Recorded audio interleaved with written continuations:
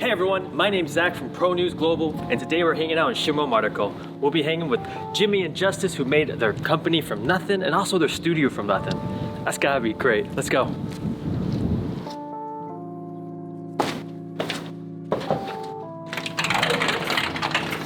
Hey, Jimi, Justice, pleasure. Good to see you, man. Thanks for having me. Thanks for having me. Bye. Can't wait. Yeah. Let's do it, baby. Let's do it.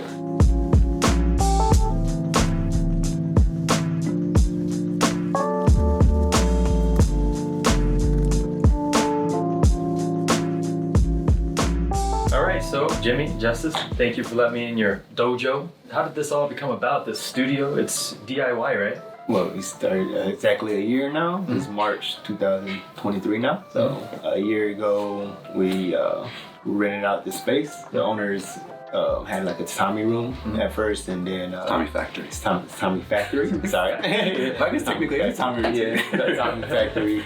They were using it for quite some years. And then after that, we purchased the place, built it out ourselves and everything. What made you want to make your own studio? What was the purpose of making your own studio? We had been working together already as freelancers, like weekend project kind of stuff, just shooting video and going to events. We like being part of the creative community. That's kind of where we got our start. So 2019, maybe even before that, we worked on our own events separately.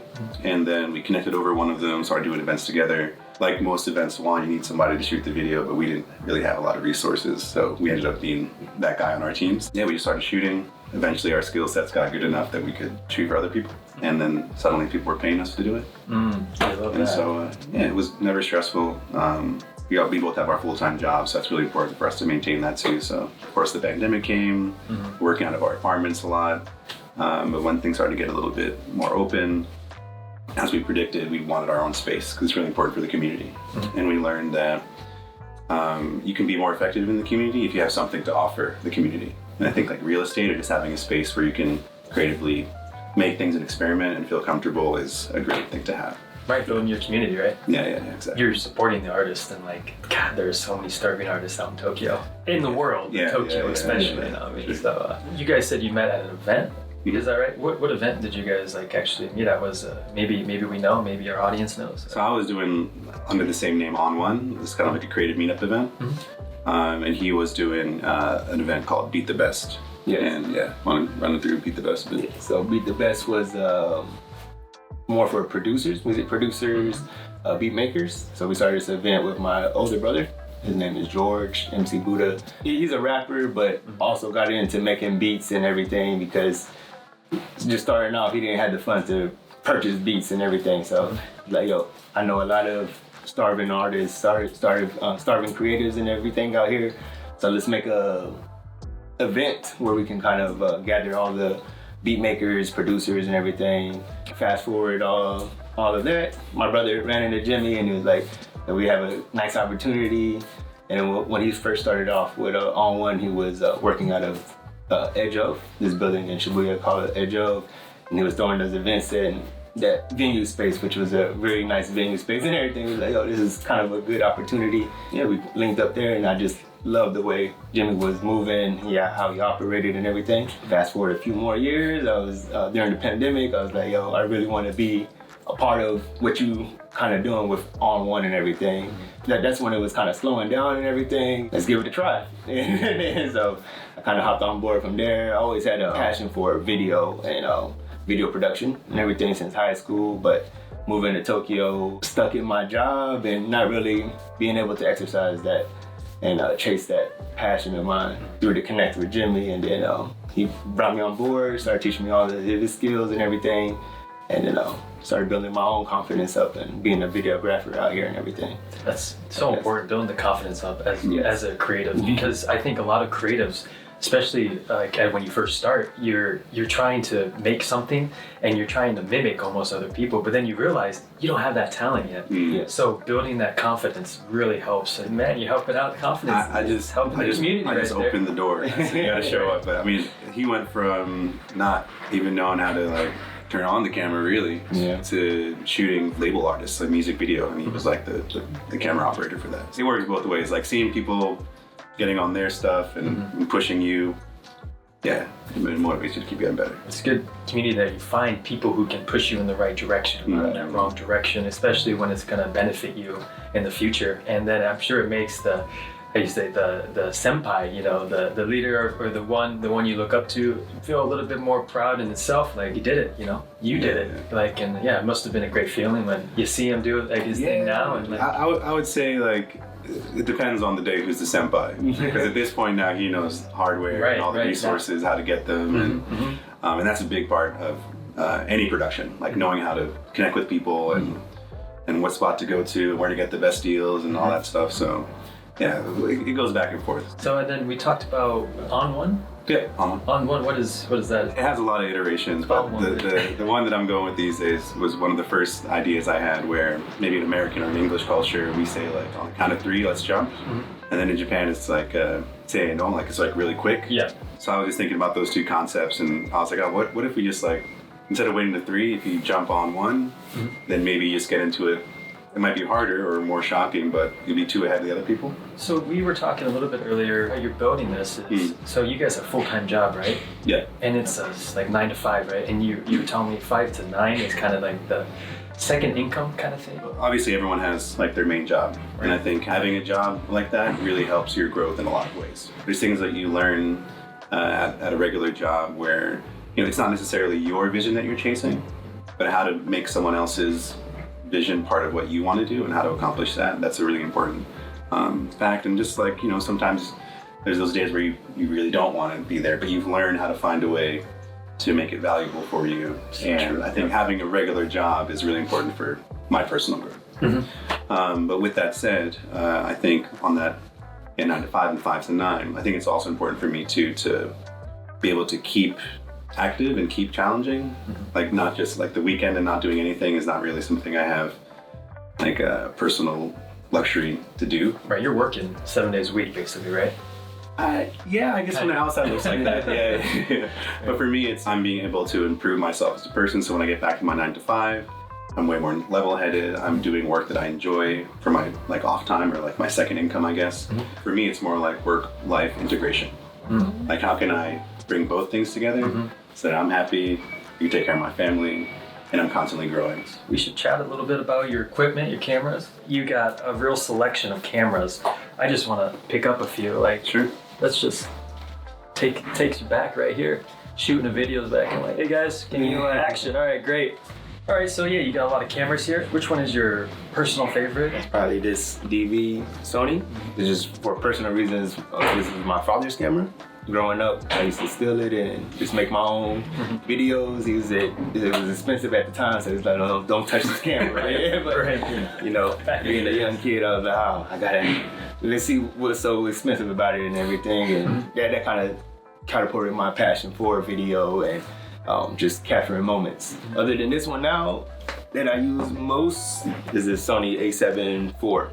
This is actually the first higher grade camera, video camera that I've purchased thanks to Jimmy. He used to lend me his A7 III to start off and everything. After building up some gigs and getting some income with that, through the help of OnOne, I was able to purchase this camera. What I usually pair with it is this gimbal here, RS2. Yes, Ronin 2.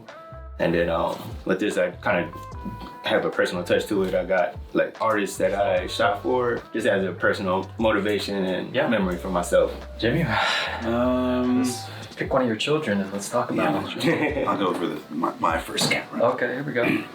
So this is the Sony A6000.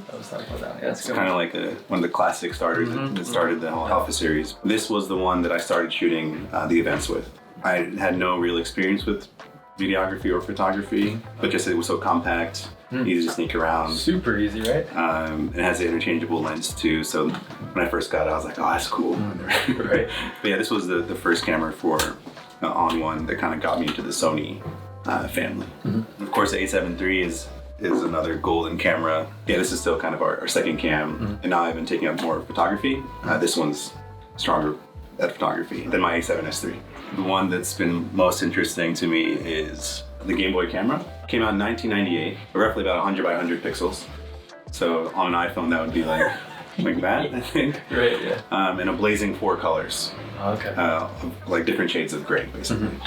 And the original cartridge here only saves 30 photos. So it's really interesting. I mean, just as with the Game Boy and taking it with this, it's really interesting to just think differently when you're shooting. And imagine like people who are into film photography probably have a similar mindset. Like you have to think a little bit more and approach things differently. But the interesting about purchasing these is usually it's probably someone's grandma or parent or something, and their kids are gone and they sell it. So there's like family pictures. Oh, really? Usually still on it. I see. And so. Have you seen some of these pictures? Yeah. What's the strangest thing you've seen on some of these pictures? I'll say one of the strangest things. Maybe not the strangest thing. You kind of see the story, right? About what happened during that photo session or whatnot. It's like a young girl who got it from her father as a present or something like that. It seemed to be a Christmas present by all the stickers and stuff she was using. And then you saw like the dad wanted to see what he spent all his money on. So he just like taking pictures of himself like this. And then I think the daughter then found her father's photos and then like you can like edit it and like put like nose hairs and like all these weird things on there. So that was pretty interesting. Yeah, that daughter, she knew what she was doing. She knew what she was doing. But the interesting thing about this camera is once I discovered it and I realized we have a lot of equipment for videography, and I was wondering if there was a way that I could shoot video with this. Got online and I found out that there's a pretty big 1,000, 3,000 people who are still actively shooting with these cameras, like all over the world. Damn, they have statistics for that? It's just the members of the Discord group. Oh, okay. Okay, yeah, Discord, right. Okay. And they're like really hardcore people. Yes, of course. I started to kind of tinker around and figured out ways to put a bunch of pieces together, and I found a way to pull video feed out of the Game Boy camera. And so what happened was things kind of escalated. Really escalated. The Game Boy itself really isn't that expensive or valuable, but this machine here is like pro-end gear for videography. It's a video recorder, and this is the secret sauce. So I'll pull a video out from this like link port and convert that from RCA to HDMI. Then from HDMI, I can feed it into the recorder. Yep. And then I'm shooting Game Boy video. I see. So it's kind of like a screen recording, basically. Yeah. You ever use this for a music video? Yeah, that's a funny thing. Like once I made this, I didn't touch my other cameras for like 3 months. Right? I was thinking. And I'm working on another version that looks less like some kind of bomb or something.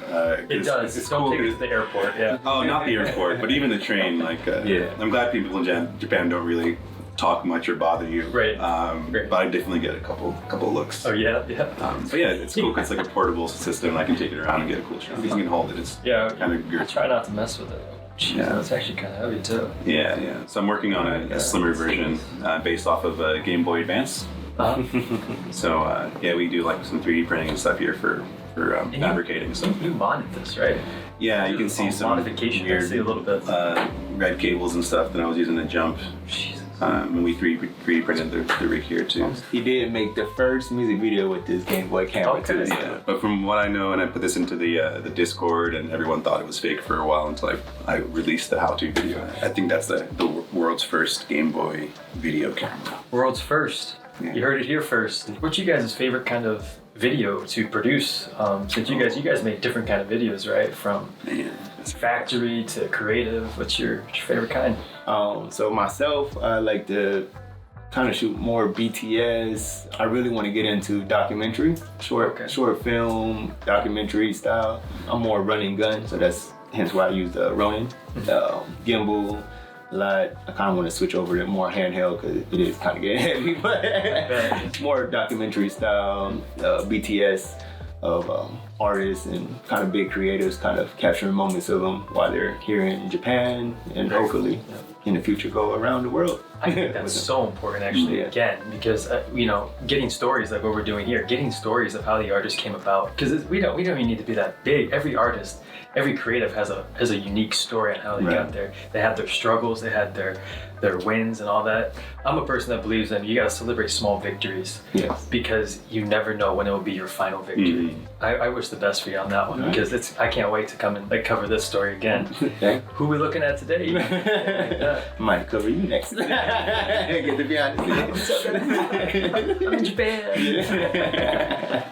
Oh, my favorite type of video to shoot? Mm-hmm. I do like the behind the scenes stuff, much for the same reasons that Justice said. Just being able to hear people's stories, and it's people kind of let their guard down a bit, because behind the scenes is kind of like, no one cares about it until they see it, right? Mm-hmm.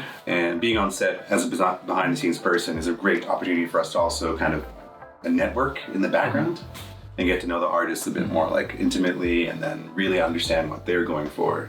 To say something different than Justice on behind the scenes stuff, I really like the pre-production part of videography. It usually doesn't really involve the camera, but taking in all of the things that we've learned, and also the kind of voice of the person that we're talking to or building with, and shaping that into kind of a production plan or a format that everybody can kind of understand, means that you can be a lot more creative with the camera when it's time to actually shoot. Right. Because you checked off all the shots you needed. Yep. And now I'm going to try this one where I throw the camera in the air or something like that. I think that's actually 100% right. Like, I think I hear, and I've also worked on my own stuff too, pre-production is where that magic happens. It's where you really get an understanding of everything, and then explaining that to someone else. It really shows how mature and how great you have come, or how far you're gonna go, kind of thing like that. So that's very interesting. I think tying it back to like the whole 9 to 5 story too, like exercising those kind of skills and trying to get people to say what they actually mean, and being cool and like calm when people kind of go off the rails sometimes. I've seen a direct correlation to being more successful and collected during my 9 to 5, because I've been, in some really crazy situations when it comes to working with artists, and when there's time constraints and money, people tend to get a little bit emotional. Absolutely, dude. Yeah, no, I've seen them break down too. Jimmy, Justice, thank you so much for letting me in your studio. Thank you for showing me how to shoot photography, and thank you for sharing your stories. I had such a great time. Appreciate it. See you soon, huh? We had a good time too. See you soon. Thank you. Thanks. This is Zach from ProNews, signing off.